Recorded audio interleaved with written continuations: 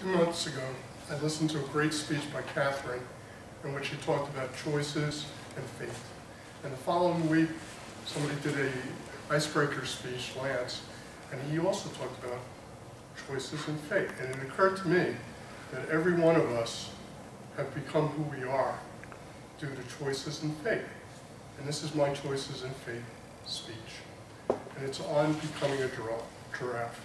5 years ago, I went to my cousin's funeral. And at his funeral, I found out what an exceptional guy he was. He had a full-page obituary in the New York Times. So what could he do for that? He changed the way they did schools in New York City. And the way he changed it is he took these massive monoliths, these enormous high schools, and he turned them into satellite schools where they could focus on the kids, on the strengths the kids had. And after he did that, he went to Israel and he built schools for Ethiopian Jews to enable them to acculturate from a third world society into Western European society. He was a great guy. And his wife wrote a book, and the book she wrote was on living with a giraffe. And what she was describing was the trials and tribulations someone of this stature, the families had, because he was constantly sticking his neck out for everybody he saw. And it occurred to me, as I was listening to the eulogy, and they were describing this book, that everybody in my family are giraffes. We all stick our necks out for people. My grandmother came to America when she was 13 years old. Why? Because she couldn't live with her dad. Her dad was a Grand Rebbe. That means he was the head rabbi somewhere in Lithuania. And she couldn't live with that.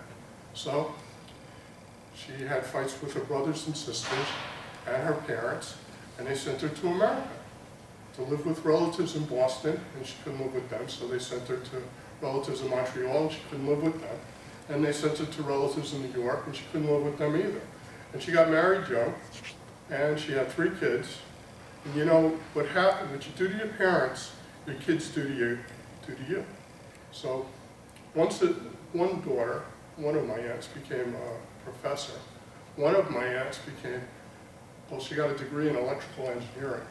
And then she drove her mother crazy because she dropped out of school and she married a Japanese artist and she took up dancing.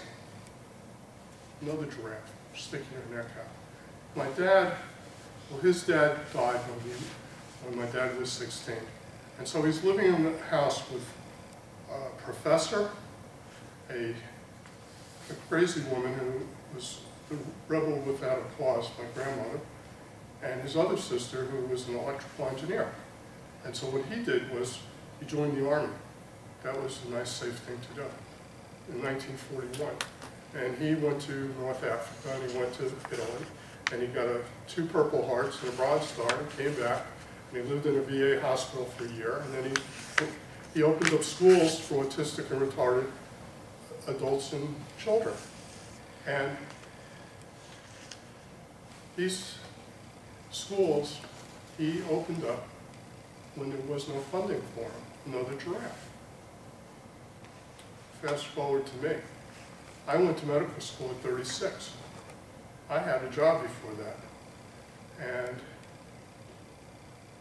5 years ago, I decided to come to Arizona with my first wife. My first wife wanted to come to Arizona. Our parents lived here, our best friends lived here. And shortly after we got here, she decided she didn't need me in her life.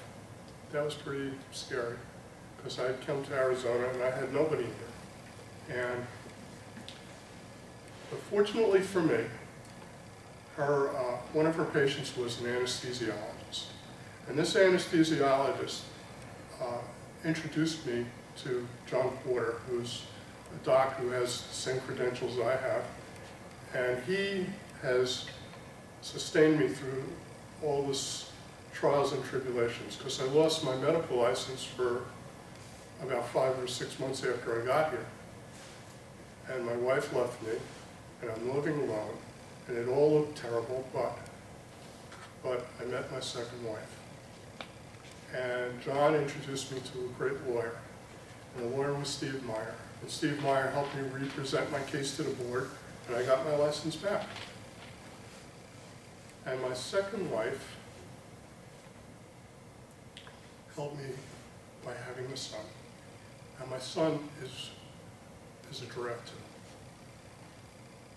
He figured out at 2 years old how to go down a staircase by just holding his body stiff and with his head up to the top, just slide down. In a heartbeat, he's at the bottom of the stairs. Of course, your heart stops when you see him do this the first time, but he gets down. He subsequently has surfed down the stairs on his mattress, and he has found this great, he discovered the internet. At 3 years old, he discovered the internet. He learned how to use the webcam, and he downloaded the upgrade. And he knows how to use it in ways I haven't figured out yet. So he is another giraffe. I guess it's genetic. You know, we didn't learn how to do this. If there's something good at the bottom of the cliff, we're going over. So in my family, freedom is a matter of going over the cliff and just going for it. And I think maybe it's because I'm Jewish. And the reason is because when you're Jewish, you don't really believe in heaven and hell. So if you don't get it done now, you may never get another chance.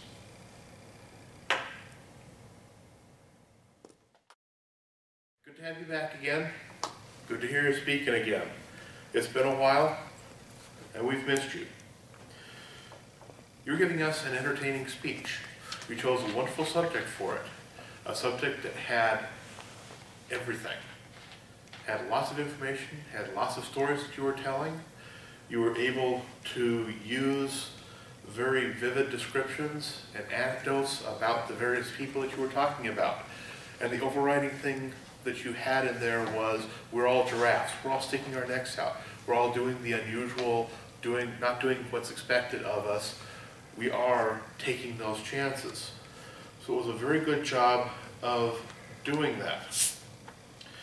A couple of things that you can work on. Your closing on that was a little bit weak. You weren't sure how you were going to get out of your speech. You knew you were going to finish it. You had a little bit of a statement, but not something real strong.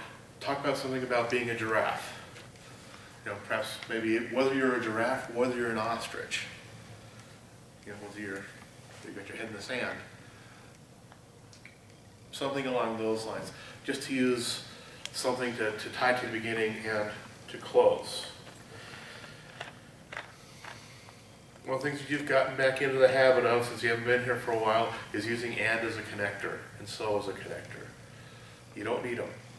You just need to be a little more aware that you're doing that and pull those back out of your speaking. Now that I've said that, one of the things that's very important in the Entertaining Speaker Manual is what indicated to you that the audience was entertained. The fact that none of us were breathing, no eyeballs moving anywhere but on you. Everybody was paying very close attention to your speech and to what it is you were saying. So that told us we were listening very closely and we were being entertained by your speech. You had very good organization of it. Started out chronologically with your uncle's funeral or whatever that was, and finding out more about him and just kind of bringing it forward to the present day and talking a little about yourself. Overall, you've got those couple of things that you can work on. Reducing the ands, punch up that closing a little bit, make it part of your speech, relate to your opening.